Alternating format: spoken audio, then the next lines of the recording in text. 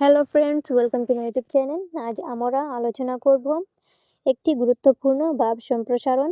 মেঘ দেখে কেউ করিস না বই, আড়ালে তার সূর্য হাসে। এই একটি মাত্র পংক্তির মধ্যেই লুকিয়ে আছে জীবনের গভীর দর্শন, আশা আর সাহস। দুঃখ, ব্যর্থতা আর অন্ধকার সময় কীভাবে আমাদের শক্তিশালী করে তুলে, সেই কথাই আজ আমরা সহজ ভাষায় বুঝে নেব। তাই ভিডিওটি শেষ পর্যন্ত মনোযোগ দিয়ে দেখুন এবং ভিডিওটি ভালো লাগলে অবশ্যই চ্যানেলটি সাবস্ক্রাইব করে রাখবে এবং বন্ধুদের সঙ্গে শেয়ার করতে ভুলবে না। ভাব সম্প্রসারণ। প্রথমেই তোমরা উত্তর দিয়ে হুবহু লাইনগুলো লিখবে। মেঘ দেখে কেউ করিস না ভয়, আড়ালে তার সূর্য হাসে।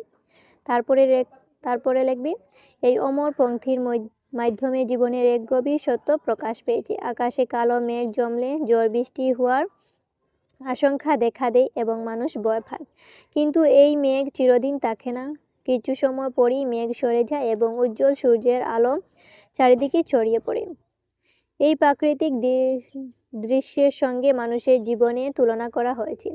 মানুষের জীবনেও সুখ ও দুঃখ, সাফল্য ও ব্যর্থতা বারবার আসে। মেঘ যেমন দুর্দিনের প্রতীক, তেমনি সূর্য সুদিনের প্রতীক। জীবনে দুঃখ হলে হতাশ হওয়া উচিত নয়, কারণ সেই দুঃখের আড়ালেই লুকিয়ে থাকে সুখের সম্ভাবনা। আমাদের এখানে সাহস ও আশার বাণী দেওয়া হয়েছে। বিপদের সময় ভেঙে না পড়ে ধৈর্য ও আত্মবিশ্বাসের সঙ্গে পরিস্থিতির মোকাবেলা করতে হবে। কারণ রাতের পর যেমন দিন আসে, তেমনি দুর্দিনের পরেই আসে সুদিন। এই শিক্ষাই পংক্তির মূল বক্তব্য।